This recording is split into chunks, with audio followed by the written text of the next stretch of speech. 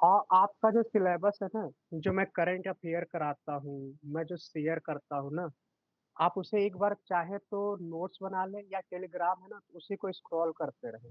तो current affair आपके लिए बहुत इंपॉर्टेंट है। ओके, तो फाइनली अब सेशन शुरू करते हैं। आज 14 मिनट में देर हो गया, पर कोई बात नहीं। 1885 में हमारा इंडियन नेशनल कांग्रेस बन के रेडी हो जाता है।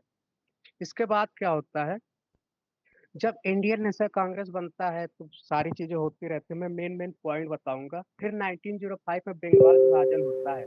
बंगाल विभाजन जो शुरू में होता है वो कर्जन के द्वारा किया जाता है। लॉर्ड कर्जन उसमें भारत के वायसराय थे। और मुस्लिम, हिंदू और मुस्लिम को वो डिवाइड करते हैं। कैसे बंगाल में हिंदू और मुस्लिम को डिवाइड करते हैं। फिर क्या होता है, जैसे ही वो बंगाल का विभाजन करते हैं, स्वदेशी मूवमेंट यानी कि एंटी पार्टीशन मूवमेंट शुरू हो जाता है। एंटी पार्टीशन मूवमेंट शुरू होता है। और एंटी पार्टीशन मूवमेंट शुरू होता है, और यहीं से अगर देखा जाए तो जो एक्सट्रीमिज्म है उनका राइज होता है। और ये क्या करते हैं, यहाँ से स्वराज की डिमांड करते हैं। स्वराज की डिमांड करते हैं, पर इस समय आपको बता दूं 1905 में स्वराज को डिफाइन नहीं किया गया था, है ना। स्वराज बस ऐसे डिमांड कर दिए। बट फिर क्या होता है, और पर ये फेल हो जाता है। ये पहला मास मूवमेंट था, स्वदेशी मूवमेंट जो था ये पहला मास मूवमेंट था, बट ये फेल हो जाता है। क्यों? क्योंकि रूरल और पीजेंट्स यानी जो किसान होते हैं वो पार्टिसिपेट नहीं करते हैं, है ना। फिर इसके बाद जो बंगाल विभाजन हुआ था, फिर से इसे रीयूनाइट कर दिया जाता है 1911 में। जो भारत का वायसराय था हार्डिंग, हार्डिंग के समय इसे फिर से यूनाइट किया जाता है। और अगेन अब इसका नया पार्टीशन होता है। और जो अगला इसका पार्टीशन होता है वो धर्म के आधार पे नहीं बल्कि भाषा के आधार पे होता है ना।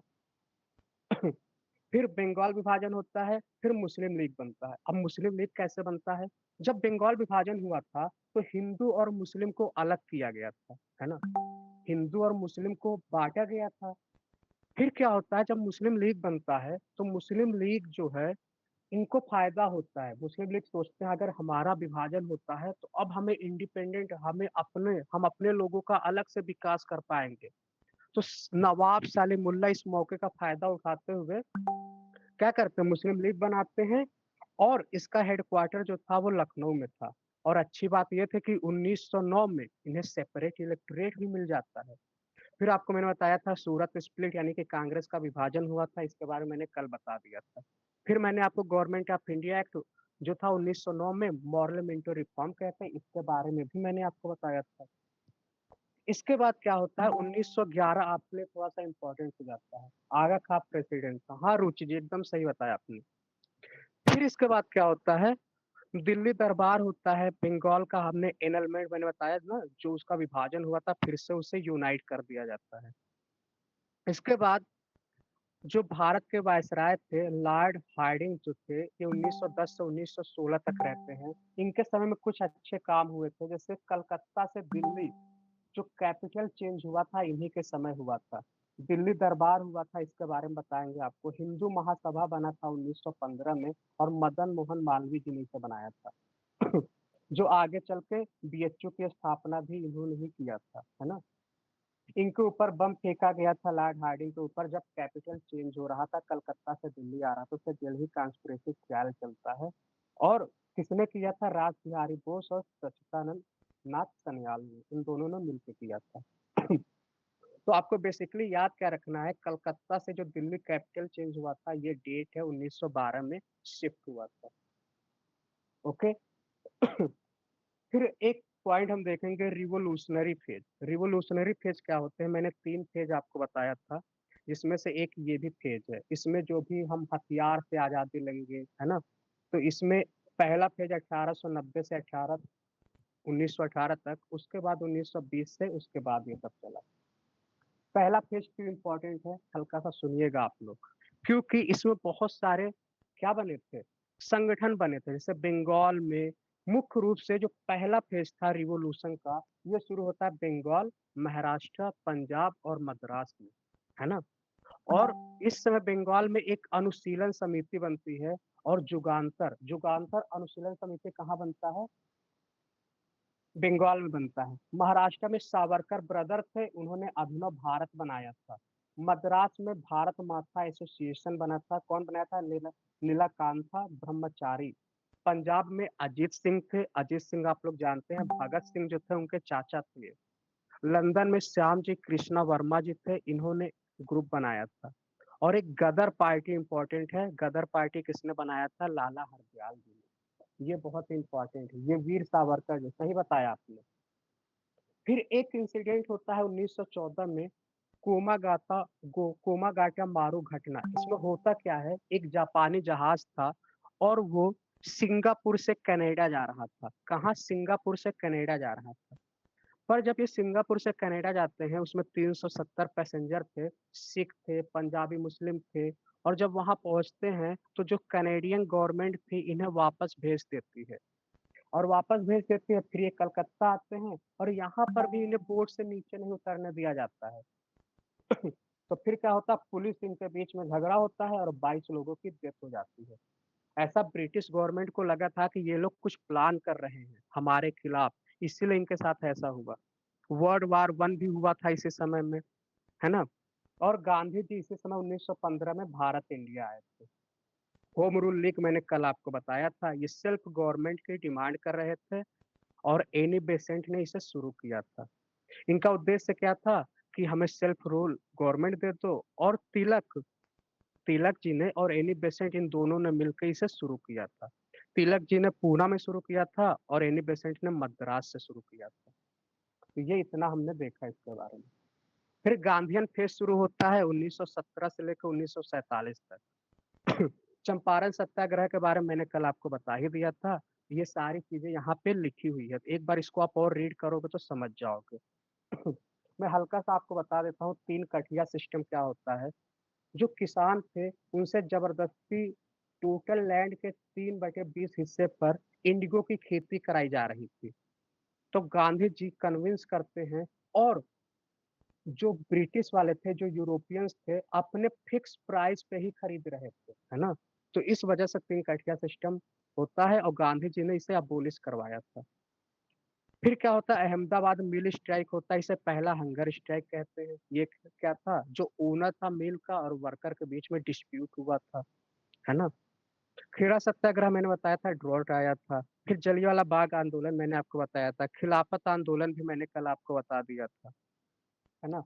फिर गवर्नमेंट ऑफ इंडिया एक्ट जो 1919 वाला है, ये भी मैंने आपको बताया था। इसमें एक इम्पोर्टेंट चीज है, वो इम्पोर्टेंट चीज क्या है, जो औरतें थी, औरतों को पहली बार वोट देने का अधिकार मिला था। किस वाले एक्ट से? 1919 वाले एक्ट से, है ना। और जो डायरकी है, डायरकी को प्रोविंस में लाया गया था। तो डायरकी भी आपके लिए इम्पोर्टेंट है। तो डायरकी प्रोविंस में इंट्रोड्यूस हुआ था, बट 1935 वाले एक्ट से इसे अबोलिश कर दिया जाता है, यानी खत्म कर दिया जाता है और सेंटर में इंट्रोड्यूस कर दिया जाता है। तो आई होप आपको इतना समझ आया होगा। फिर आते हैं गांधीयन फेज में दूसरा, नॉन कोऑपरेशन मूवमेंट, असहयोग आंदोलन जिसे कहते हैं। इसमें आपको याद ये रखना है कि हिंदू और मुस्लिम दोनों ने पार्टिसिपेट किया था। इसे गांधी जी ने शुरू किया था, न कि कांग्रेस ने शुरू किया था। 1922 में जब चौरी चौरा कांड होता है तो गांधी जी ने इसे वापस ले लिया, और वापस ले लिया तो क्या हुआ, वही जो 1907 में कांग्रेस का विभाजन हुआ था, फिर ऐसा कुछ होने वाला था। कांग्रेस फिर, जैसे कांग्रेस में बहुत सारे लोग थे जो नहीं चाहते थे कि गांधी जी आंदोलन को वापस ले। तो यहाँ से कांग्रेस स्प्लिट हो गया, प्रो चेंजर नो चेंजर। तो प्रो चेंजर एक ग्रुप बना लेते हैं, स्वराज पार्टी बना लेते हैं। 1922 का गया सेशन हुआ था, इससे स्वराज पार्टी बनाते हैं। और इसके प्रेसिडेंट CR दास थे और सेक्रेटरी मोतीलाल नेहरू जी थे, जवाहरलाल नेहरू जी के पापा थे, है ना। तो ये लोग चेंजर थे। ये लोग कहते हैं कि नहीं, ये गरम दल और नरम नरम दल नहीं है। ये जब असहयोग आंदोलन हो रहा था तो उस समय गांधी जी ने आंदोलन को वापस ले लिया। तो ये लोग कह रहे थे नहीं, वापस नहीं लेना है। और ये लोग कह रहे थे ना कि हम, जैसे जो असहयोग आंदोलन का मुख्य उद्देश्य क्या था, हमें बायकॉट करना है, हर चीज को हमें कोऑपरेट नहीं करना है। लेकिन ये लोग कह रहे थे नहीं, हम इलेक्शन फाइट करेंगे, इलेक्शन में अपने कैंडिडेट उतारेंगे, हम पार्टिसिपेट करेंगे, लेजिस्लेचर में, और वहां जाके हम अपनी आवाज को उठाएंगे। ये स्वराज पार्टी का कहना ये था। जो गांधी जी थे, यानी कि जो नो चेंजर थे, वो लोग कह रहे थे कि नहीं, हम उसमें नहीं जाएंगे, लेजिस्लेटिव असेंबली में नहीं जाएंगे, हम बाहर से ही विरोध करेंगे। तो ये था। फिर बेलगाम सेशन आपको पता है, सरोजिनी नायडू का सेशन आपको पता है, 1925, काकोरी ट्रेन एक्सीडेंट मैंने आपको कल बताया था। फिर आते हैं लॉर्ड इरविन, 1926 से 31 तक थे। इनके समय में कुछ इंपॉर्टेंट चीज हुआ था, जैसे साइमन कमीशन भारत आया हुआ था, सिविल डिसोबीडियंट मूवमेंट, और ये सारी चीजें हैं। अब हल्का सा देखेंगे साइमन कमीशन के बारे में। साइमन कमीशन, जब 1919 वाला एक्ट आया था, आपको पता होगा, 1919 वाले एक्ट में ये बोला गया था कि ये एक्ट अच्छे से काम कर रहा है कि नहीं, 10 साल बाद एक कमेटी भेजी जाएगी, और ये कमेटी भेजी जाती है। पर प्रॉब्लम ये होता है, इसमें 7 मेंबर थे और एक भी इंडियन नहीं था, तो व्हाइट मैन कमेटी था ये। और इससे क्या होता है, इससे लोग बहुत गुस्सा होते हैं, साइमन गो बैक का नारा देते हैं, और इसमें लाला लाजपत राय जी इंजर्ड होते हैं, और 1928 में इनकी डेथ हो जाती है। अब भाई, इन्होंने इनकी डेथ हुई, तो जो इनके फॉलोवर थे, जैसे भगत सिंह, इन लोगों को बहुत गुस्सा गुस्सा आता है, और सॉन्डर्स की क्या करते हैं, हत्या कर देते हैं। हालांकि जो इनके ऊपर लाठीचार्ज का आदेश दिया था, उसका नाम था एसपी स्कॉट, पर भगत सिंह लोग क्या करते हैं, इसको समझते हैं, और इस पर, और सैंडर्स को मारना था, पर वो लोग एसपी स्कॉट को मार देते हैं, है ना। Z Saunders, sorry, SP Scott को ने लाठीचार्ज का आदेश दिया था, पर ये लोग सैंडर्स को मार देते हैं। और जब सैंडर्स को मार देते हैं, तो इनके ऊपर दिल्ली कॉन्स्पिरेसी केस चलता है, और इसीलिए भगत सिंह को फांसी भी हुआ था। इसके बाद भगत सिंह क्या करते हैं, 1929 में असेंबली में बम फेंकते हैं। बम क्यों फेंकते हैं? क्योंकि जो एक पब्लिक सेफ्टी बिल पास हुआ था, ट्रेड डिस्प्यूट बिल पास हुआ था, इससे जो ये लोग खुश नहीं थे, तो अंधों बहरों को सुनाने के लिए ये लोग बम फेंकते हैं, क्योंकि भगत सिंह जानते थे कि बाहर से कोई मेरी आवाज नहीं सुनेगा।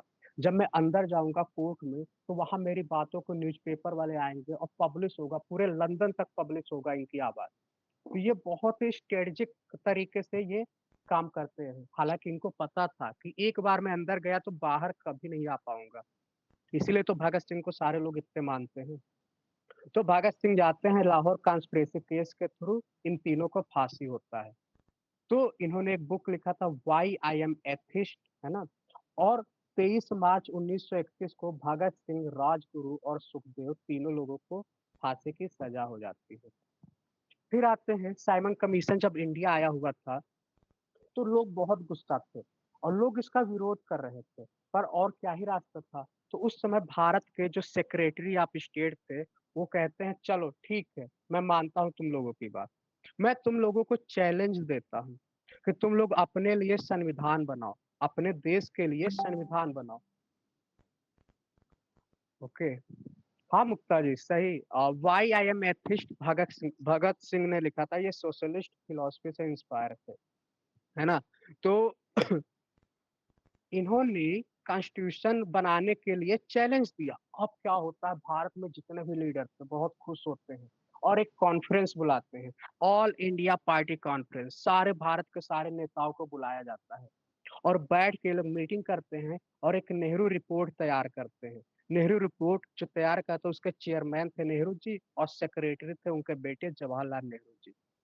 और ये 1928 को सभी लोग मिलते हैं, और ये पहला ऐसा अवसर था कि इंडियंस को संविधान बनाने का मौका मिला था। मतलब जब से हम कॉलोनी बने हुए थे, पहली बार हम अपने देश के लिए संविधान बना रहे थे। पर प्रॉब्लम था कैसे, भारत में बहुत ज्यादा डाइवर्सिटी है। अब जब ये लोग ये संविधान बनाते हैं अपने देश के लिए, तो सभी लोग मिलकर बना रहे थे। अब होता क्या है, ये लोग क्या करते हैं, डोमिनियन स्टेटस की डिमांड करते हैं। ओके, पहला पॉइंट। और कहते हैं रेसिड्यूरी पावर जो है वो सेंटर के पास रहेगा। और क्या कहते हैं, सेपरेट इलेक्टोरेट जो मुस्लिम को मिला था 1919 में, उससे ये लोग रिजेक्ट कर देते हैं। प्रोविंस जो है वो भाषा के आधार पे बनेगा। फंडामेंटल राइट औरतों को मिलेगा। यूनिवर्सल अडल्ट सफरेज होगा, है ना। फुल रिस्पॉन्सिबल होगा, और प्रोविंस जो होगा वो ऑटोनॉमी होगा। समझ आ रहा है आप लोगों को? तो ये सारी चीज़ें थी। पर प्रॉब्लम आप खुद ही सोचो, ये जो था सेपरेट इलेक्टोरेट, मुस्लिम लोग तो इससे गुस्सा हो जाएँगे, है ना?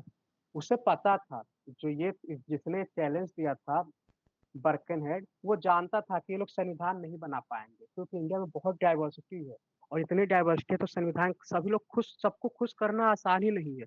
तो ये जो सेपरेट इलेक्टोरेट था, इससे मुस्लिम खुश नहीं था।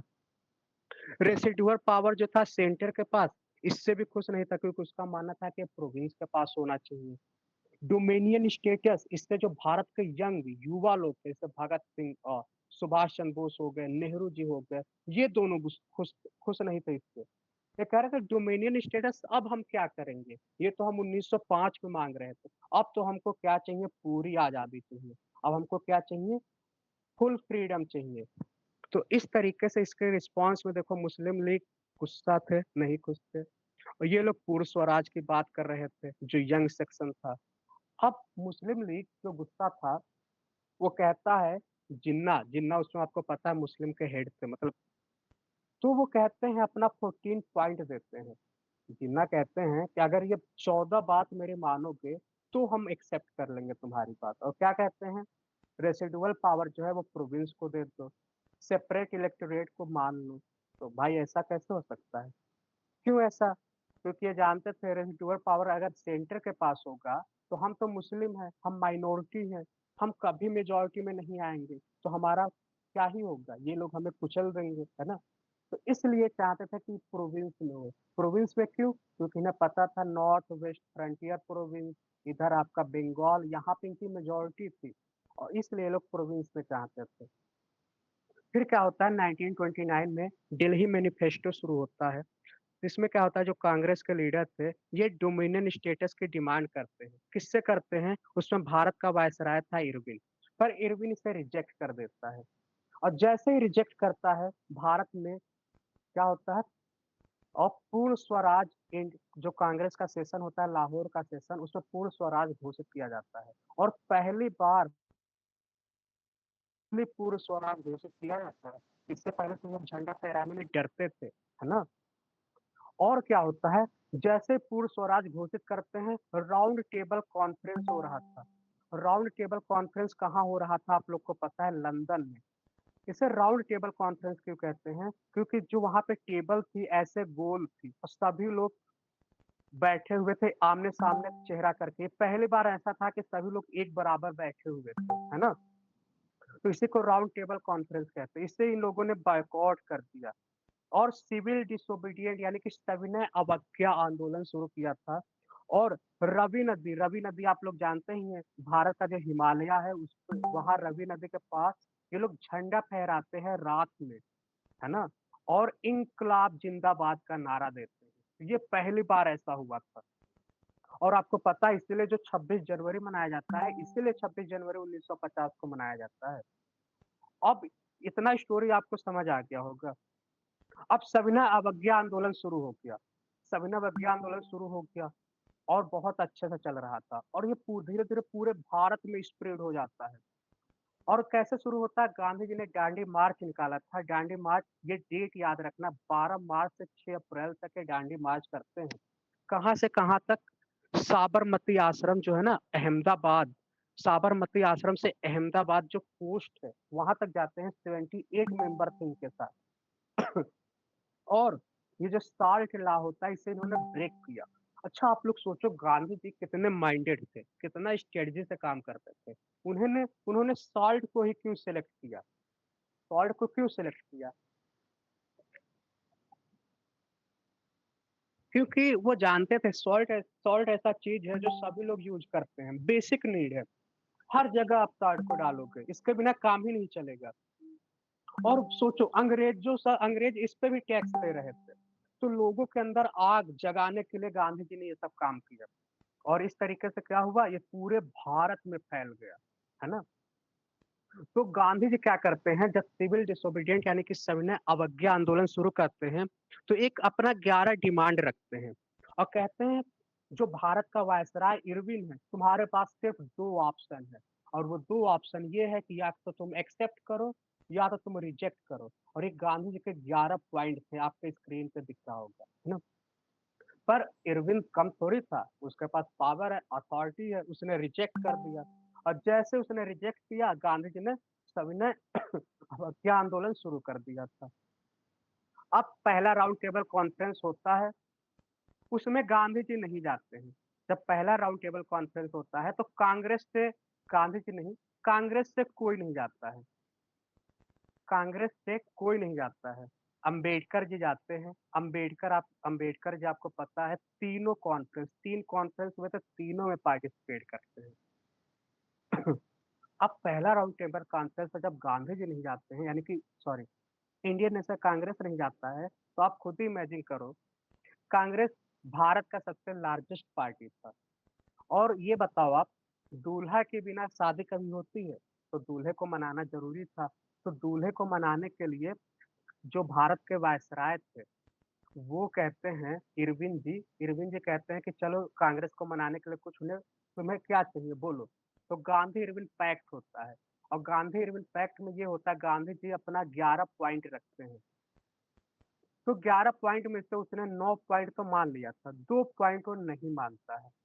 और 2 पॉइंट जानते हो आप क्या था? एक था उसमें से, जो आ, गांधी जी ने ये डिमांड किया था, जो प्रिजनर हैं उनको आप, उनकी जो मौत की सजा है उसे कम कर दो, है ना, लाइफ इम्प्रिजनमेंट कर दो। और कुछ इंक्वायरी के लिए उन्होंने बोला था। तो वो कहते हैं नहीं, ये 2 मैं नहीं मानूंगा, बाकी 9 आपके बातों को मैं मानता हूँ। और तभी इसके बाद भगत सिंह को फांसी हुआ था, है ना। फिर क्या होता है, दूसरा राउंड टेबल कॉन्फ्रेंस होता है और गांधी जी ने फाइनली पार्टिसिपेट कर लिया, है ना। जब गांधी जी पार्टिसिपेट करते हैं, तो गांधी जी वहां जिस मुद्दे से गए थे उनकी बात वहां नहीं मानी जाती है, और गांधी जी वापस आते हैं। और गांधी जी जैसे वापस आते हैं, इन्हें गिरफ्तार कर लिया जाता है। और फिर इसी तरीके से तीसरा, और गांधी जी वापस आते ही जो सिविल डिसोबीडियंट मूवमेंट था वो दोबारा शुरू कर देते हैं, और उन्हें दोबारा गिरफ्तार कर लिया जाता है। तो इस तरीके से हमने देखा था सेकेंड राउंड टेबल कॉन्फ्रेंस। फिर होता है पूना पैक्ट। अब पूना पैक्ट आपके लिए थोड़ा सा इंपॉर्टेंट हो जाता है। और पूना पैक्ट को जानने से पहले आपको एक चीज मैं बताऊंगा यहाँ से, कम्युनल अवार्ड, समझना आप लोग इसे, कम्युनल अवार्ड क्या होता है। उस समय जो भारत के, सॉरी, जो ब्रिटिश के पीएम थे, ब्रिटिश के पीएम का नाम था रामसे मैकडोनाल्ड, रामसे मैकडोनाल्ड, है ना। ये क्या करते हैं, कम्युनल अवार्ड डिक्लेयर कर देते हैं। कम्युनल अवार्ड क्या डिक्लेयर होता है, ये बोलते हैं कि जितने भी मुस्लिम हैं, है ना, मुस्लिम हो गए, सिख हो गए, क्रिश्चियन हो गए, इन सबको क्या मिलेगा, जितने भी माइनॉरिटी है सबको रिकॉग्नाइज किया, माइनॉरिटी रिकॉग्नाइज किया जाएगा। और सबको, और डिप्रेस क्लास को भी सबको क्या मिलेगा, सेपरेट इलेक्टोरेट मिलेगा। अब गांधी जी इससे बहुत परेशान होते हैं। गांधी जी को परेशान होना जरूरी भी था। क्यों जरूरी था? क्योंकि अगर अंबेडकर जी तो ये चाहते थे कि इनको भी सेपरेट इलेक्टोरेट मिले, पर गांधी जी ने ये बोला कि अगर तुम्हें अभी से अलग कर दिया जाएगा, सेपरेट इलेक्टोरेट दे दिया जाएगा, तो जो अनटचेबिलिटी है, अनटचेबिलिटी कभी खत्म नहीं होगी, है ना, अनटचेबिलिटी खत्म ही नहीं होगी। क्यों? क्योंकि लोग अभी से ही, तुम अगर डिस्क्रिमिनेशन शुरू कर दिए तो कभी खत्म ही नहीं होगा। तो इसलिए गांधी जी क्या करते हैं, fast unto death, Gandhi ji का सबसे अच्छा हथियार है ये। Gandhi ji fast unto death पे बैठ जाते हैं। और गांधी जी जब वहां से वापस आए थे लंदन से, तो इनको एक कौन सा जेल है, यरवदा जेल, पूना में एक जेल है, यरवदा, पूना में, वहां पे इनको बंद किया गया था। तो अंबेडकर जी वहां जाते हैं, और इन दोनों के बीच में पूना पैक्ट साइन होता है। तो पूना पैक्ट क्या होता है, ये थोड़ा सा इंपॉर्टेंट है आपके लिए, इससे पूछ भी सकता है पूना पैक्ट किसके बीच में साइन हुआ था।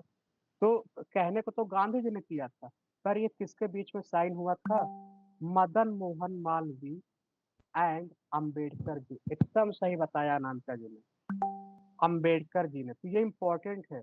ईयर तो आपको रटा होना चाहिए, 1932 तो एकदम आपको रटा होना चाहिए।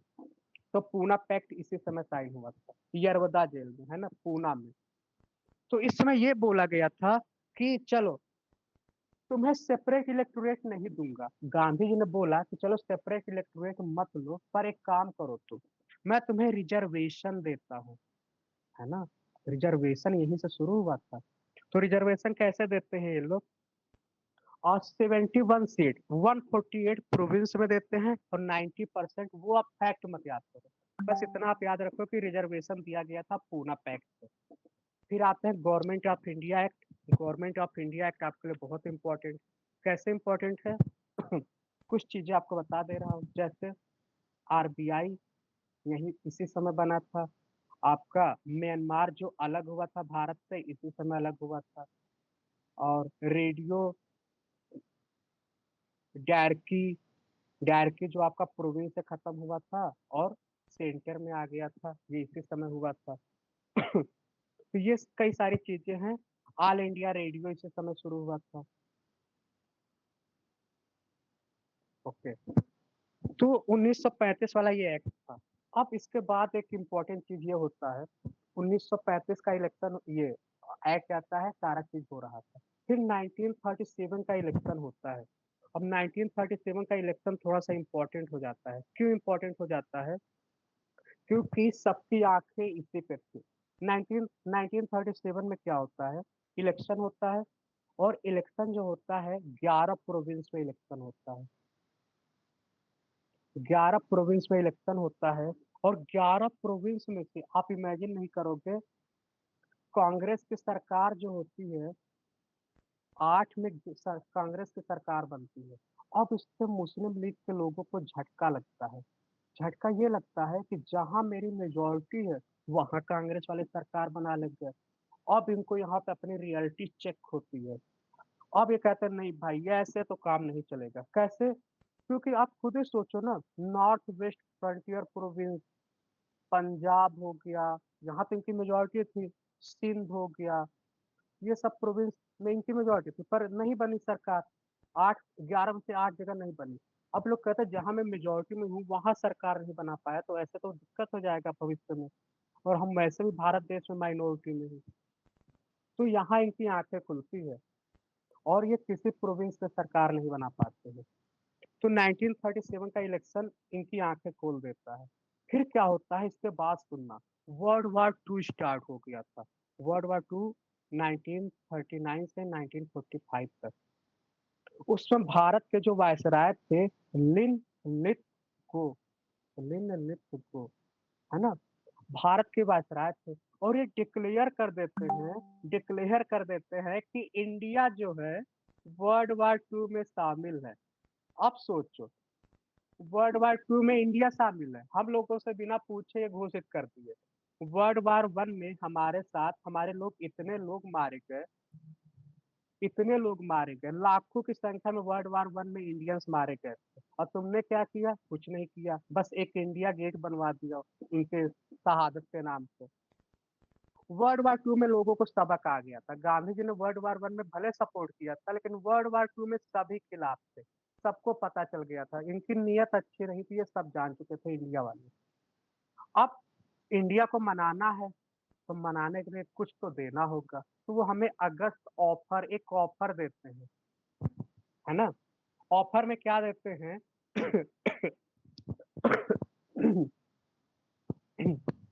अगस्त ऑफर, ऑफर में ये देते हैं कि चलो भाई ठीक है, तुमको हम डोमेनियन स्टेटस दे रहे हैं। तुम वर्ल्ड वॉर 2 में हमारा साथ हो, हम तुम्हें डोमेनियन स्टेटस दे रहे हैं। अब इंडिया वालों को हंसी आती है, हंसी ये आती है कि अब इसका हम क्या करेंगे, ये तो हम तब मांग रहे थे, ये तो हम 1905 में मांग रहे थे। अब इसका हम क्या करेंगे? अब तो हमें फुल फ्रीडम चाहिए, फुल कंप्लीट इंडिपेंडेंस के चाहिए। और ये बोलते हुए, अगस्त ऑफर को ठुकराते हुए, सारे जो मेंबर थे, जो कांग्रेस के मेंबर अपॉइंट हुए थे, सब रिजाइन दे देते हैं। सारे के सारे मेंबर इलेक्शन में जो अपॉइंट हुए थे सभी रिजाइन दे देते हैं। फिर क्या होता है? जब रिजाइन दे देते हैं, तो मुस्लिम लीग के लोग जो थे वो खुश हो जाते हैं। अब मुस्लिम लीग के लोग जब खुश होते हैं तो क्या बोलते हैं, इसे वो लोग घोषित कर देते हैं डे ऑफ डिलीवरेंस, मतलब कि भारत को कांग्रेस से मुक्ति मिल गई, है ना। तो ये घोषित करते हैं। अब हमने तो भाई चलो रिजाइन दे दिया, अब करने के लिए कुछ तो चाहिए। अब अपना गुस्सा हम कैसे दिखाएं, कुछ तो चाहिए। तो गांधी जी ने इंडिविजुअल सत्याग्रह शुरू किया। गांधी जी ने क्या किया, इंडिविजुअल सत्याग्रह शुरू किया। अपनी पावर, अपनी स्ट्रेंथ दिखाने के लिए गांधी जी ने इसे शुरू किया। और गांधी जी ने इसे अकेले, इंडिविजुअल मतलब क्या होता है, एक। गांधी जी ने इसे अकेले शुरू किया। और सबसे पहले जिसे ज्वाइन किया था, क्वेश्चन बहुत पूछता है, सबसे पहले इसे किसने ज्वाइन किया था? आचार्य विनोबा भावे। एकदम सही बताया अनामिका जी ने। तो आचार्य, मैं लिख देता हूँ ताकि आपका एक नोट बन के तैयार हो जाएगा। आचार्य विनोबा भावे, है ना, इसे पहले ज्वाइन किया था। दूसरे नंबर पे किसने ज्वाइन किया था? जवाहरलाल नेहरू जी ने। एकदम सही बताया, नेहरू जी ने ज्वाइन किया था। तो इंडिविजुअल सत्याग्रह शुरू करते हैं और कहते हैं दिल्ली चलो। दिल्ली चलो मूवमेंट का यहाँ पे शुरू होता है। और ये दिखाता है, इसका उद्देश्य ये था कि हम वर्ल्ड वार 2 को पार्टिसिपेट नहीं कर रहे हैं। ये मेरा डिमॉन्स्ट्रेशन हम लोगों का दिखा रहा था। तो इस तरीके से वर्ल्ड वार हम लोगों ने क्या किया, इंडिविजुअल सत्याग्रह किया। फिर क्या होता है, ये हमें मनाते हैं, जो ब्रिटिश वाले थे, फिर हमें मनाने के लिए एक मिशन भेजते हैं। और उस मिशन का नाम था क्रिप्स मिशन। क्रिप्स मिशन में टोटल 3 मेंबर थे। क्रिप्स मिशन में 3 मेंबर थे, है ना।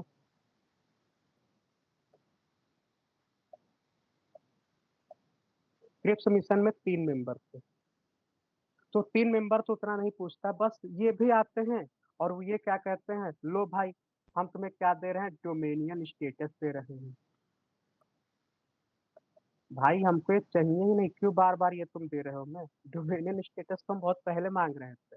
तो गांधी जिसको जानते हो क्या बोलते हैं आप लोग? कहते हैं पोस्ट डेटेड चेक। ये चेक अब पुराना हो चुका है, ये नहीं चाहिए हमें। गांधी जी ने बोला था इससे। तो इस तरीके से सब लोग वो करते हैं, विरोध करते हैं।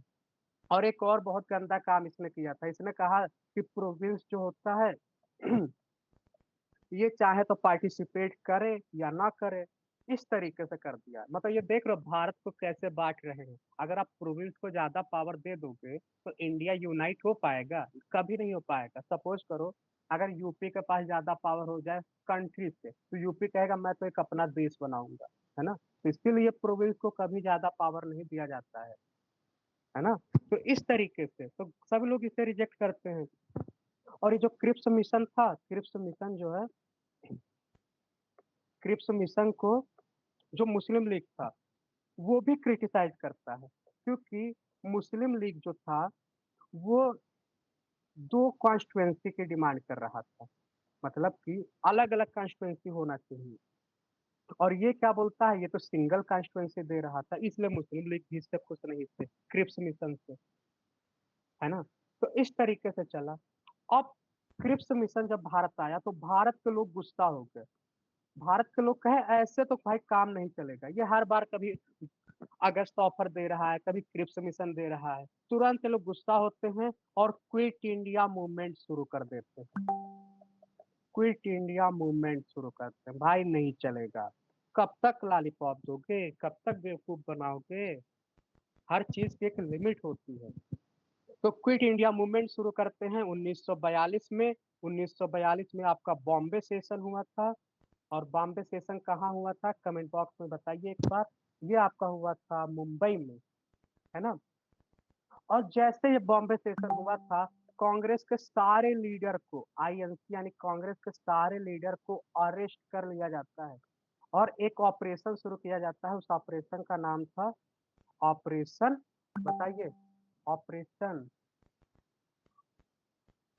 Zero hour. ओके, बहुत अच्छा, नामिका जी ने सारे आंसर दिए। ऑपरेशन जीरो आवर शुरू करते हैं और सारे कांग्रेस के मेंबर को गिरफ्तार कर लेते हैं। अब आप सोचो, ये आंदोलन लीडरलेस हो जाता है। गांधी जी कहते हैं, पहली बार गांधी जी ने बोला था डू और डाई, करो या मरो। मतलब आप सोचो, जो इंसान शुरू से ट्रूथ एंड नॉन वायलेंस को सपोर्ट कर रहा था, वो कह रहा है कि करो या मरो, ये आखिरी समय आ गया, अब आजादी लो या मर जाओ, और कोई ऑप्शन नहीं है। तो भाई इस तरीके से वायलेंस होना, फिर क्या होता है, सारे कांग्रेस के मेंबर को सपोर्ट कर देते हैं। अब ये आंदोलन जो होता है लीडर लेस हो जाता है। लेकिन गांधी जी ने सबका ब्रेन वॉश कर दिया था। गांधी जी ने हर एक इंसान को लीडर बना दिया था। अब छोटे छोटे लोग थे जैसे अरुणा, असाफ अली, है ना, और जैसे राम मनोहर लोहिया, है ना, उषा मेहता, बहुत है, सुचेता कृपलानी, इनको आप लोग जानते होंगे, यूपी की पहले सीएम सुचेता कृपलानी। तो ये सारे लोग, बीजू पटनायक जो बाद में उड़ीसा के सीएम बनते हैं। तो आप देख रहे हो इस तरीके से ये लोग आते हैं और काम करते हैं, अंडरग्राउंड तरीके से काम करते हैं, ब्रिटिश को पता भी नहीं चलता है। तो कुछ लोग इसमें से रेडियो सिस्टम, रेडियो वाला शुरू करते हैं। तो ये सारी चीजें हो रही थी। चिट्टू पांडे जी को तो आप लोग जानते ही होंगे, इन्होंने तो बलिया में सरकार भी घोषित कर दिया था सबसे पहले। चिट्टू पांडे इंडिपेंडेंट गवर्नमेंट बना लिया था। तो इस तरीके से क्विट इंडिया मूवमेंट होता है। अब क्विट इंडिया मूवमेंट हो रहा था। अब ब्रिटिश को ऊपर जो सोचो कितना प्रेशर आ गया। ब्रिटिश को ऊपर एक वर्ल्ड लेवल पे क्या हो रहा था।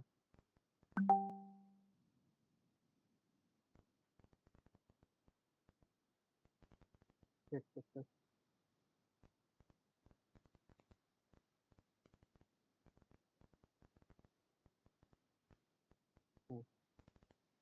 ब्रिटिश में अगर हम बात करें तो ब्रिटिश वाले तो परेशान थे। कैसे? क्योंकि वो चारों तरफ से परेशान थे। इंडिया में क्विट इंडिया मूवमेंट हो रहा था। इंडिया के अंदर क्विट इंडिया मूवमेंट हो रहा था। वर्ल्ड लेवल पे वर्ल्ड वार चल रहा था। और इधर से सुभाष चंद्र बोस जी के बारे में तो आप लोग जानते ही हैं। सुभाष चंद्र बोस, हाँ, अनामिका जी ने बहुत अच्छा एक चीज बताया है। जो क्विट इंडिया मूवमेंट था, ये टर्म किसने दिया था? यूसुफ, यूसुफ अली जी ने, है ना, यूसुफ जी ने। तो ये आपको याद रखना है। तो ब्रिटिश वालों के ऊपर बहुत ज्यादा प्रेशर क्रिएट हो जाता है और इनके पास अब कोई ऑप्शन नहीं था। फिर ये क्या करते हैं, भाई अब तो कोई रास्ता नहीं अपने पास, अब तो फ्रीडम देना ही होगा। और तभी 1945 में क्या होता है, ब्रिटेन में इलेक्शन हो रहा था। और इलेक्शन में जो कंजर्वेटिव वो डेमोक्रेटिक पार्टी थी, वो वादा करती है कि अगर मैं इलेक्शन जीत के आऊंगा तो भारत को इंडिपेंडेंट घोषित कर दूंगा, है ना। और वही होता है। उस पहले तो चर्चिल वहां का पीएम था। फिर जब इलेक्शन होता है और वो हार जाता है, ये सरकार जब बनती है डेमोक्रेटिक पार्टी, तो ये कार्य करता है, इंडिया को घोषित कर देता है और इंडिया में कैबिनेट मिशन भेज देता है। कैबिनेट मिशन का डेट याद रखना आप लोग। Cabinet mission 1945। अब कैबिनेट मिशन जब इंडिया आ रहा था, तो कैबिनेट मिशन इंडिया आया तो ये तो फिक्स हो गया था कि अब भारत देश आजाद हो रहा है। पर भारत देश को आजादी हम देंगे कैसे? उसके लिए कोई प्रोविजन तो होना चाहिए, कोई रूपरेखा, कोई, है ना। तो इस तरीके से आते हैं।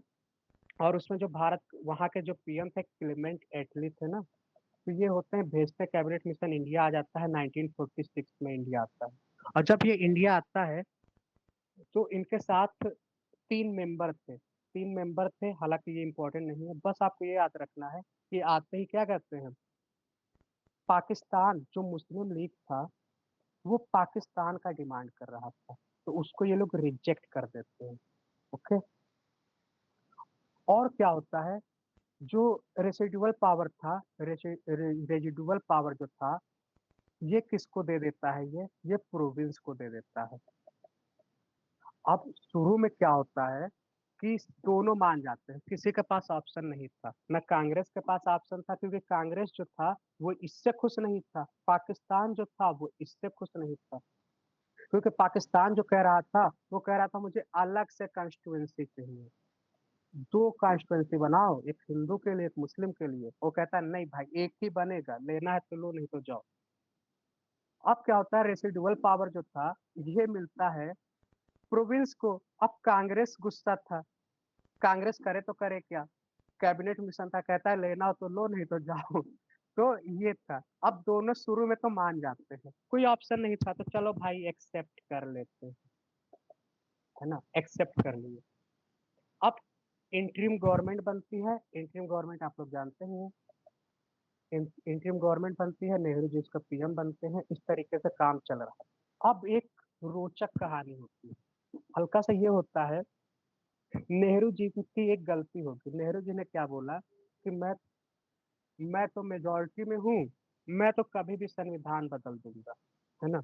कहीं पे इन्होंने ऐसे कुछ बोला था, तो उसी दिन मुस्लिम वालों ने समझ आ गया कि भाई ऐसे तो चलेगा नहीं। तो 16 अगस्त 1946 को जो मुस्लिम लीग वाले थे, ये लोग डायरेक्ट एक्शन डे शुरू कर देते हैं, है ना। Direct action day, direct action day शुरू कर देते हैं। बहुत अच्छा। तो डायरेक्ट एक्शन डे क्या होता है कि भाई अब नहीं होगा, अब मुझे नहीं चाहिए, यहाँ से कम्युनल टेंशन शुरू हो जाता है। मतलब हिंदू मुस्लिम के बीच में बहुत ज्यादा टेंशन। आपको पता है, अगर हम ये भारत का मैप देखें तो यहाँ पे और यहाँ पे जो पंजाब था, पंजाब के दो हिस्सा हो जाते हैं, यहाँ बंगाल का दो हिस्सा हो जाता है। अब पता चला मैं रात को सोया था भारत में, और सुबह जगा तो पता चला मैं तो पाकिस्तान में हूँ। मुस्लिम हिंदू को काट के भेज रहे थे इंडिया, हिंदू मुस्लिम को काट के उधर भेज रहे थे। बहुत बुरा हाल हो गया।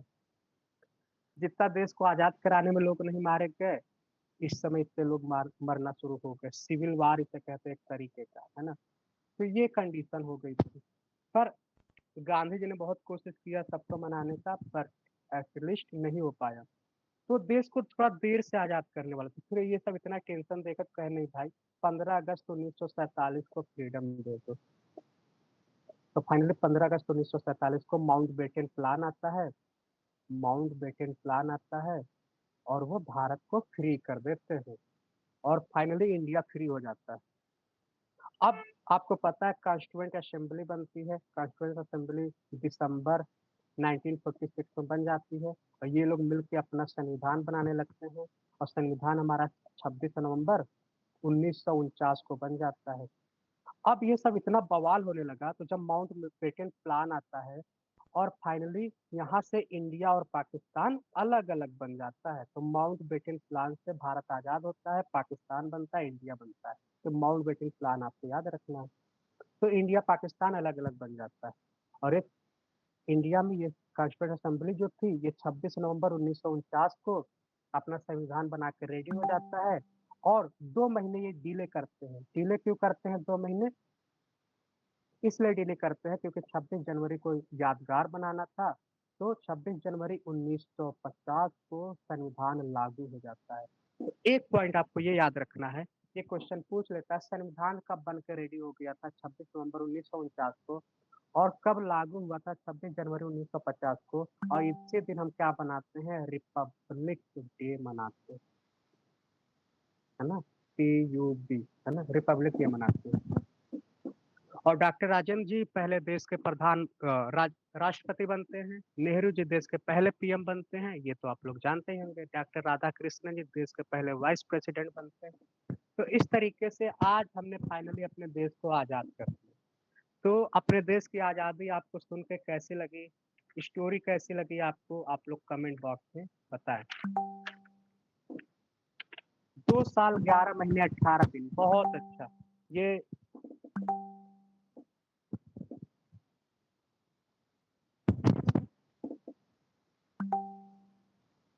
तो एक सेकेंड, अगर किसी को और कोई डाउट इसमें समझ आ रहा है सभी को, किसी को ये तो नहीं लग रहा है कि मैं थोड़ा ऊपर ऊपर बता रहा हूँ?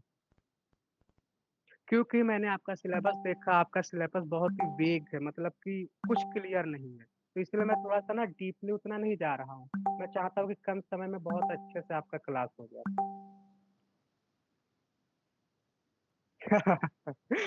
संजय जी कह रहे इतना ही समझ आएगा, नहीं नहीं, चलिए इतना ही याद ही करना है आपको। आपके एग्जाम के हिसाब से बहुत है। इससे ज्यादा अगर कोई टीचर करा रहा है ना, तो समझिए आपका टाइम वेस्ट करा रहा है। क्योंकि मैंने आपका सिलेबस देखा, आपके PYQ मैंने देखे, तो मैंने देखा कि बस ऐसे ही आ रहा है। तो, तो चलिए, और अच्छी बात यह है कि आपको असली मजा तब आएगा जब मैं क्वेश्चन आंसर कराऊंगा, है ना। तो चलिए, थैंक यू। आप सभी ने अपने लाइफ के कीमती समय में से 1 घंटा हमें दिया, इसके लिए धन्यवाद। तो आज के सेशन को यहीं पे बंद करते हैं।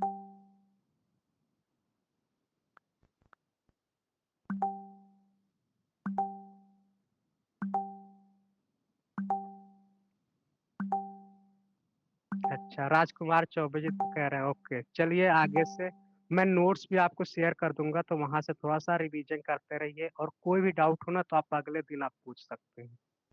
Okay, thank you.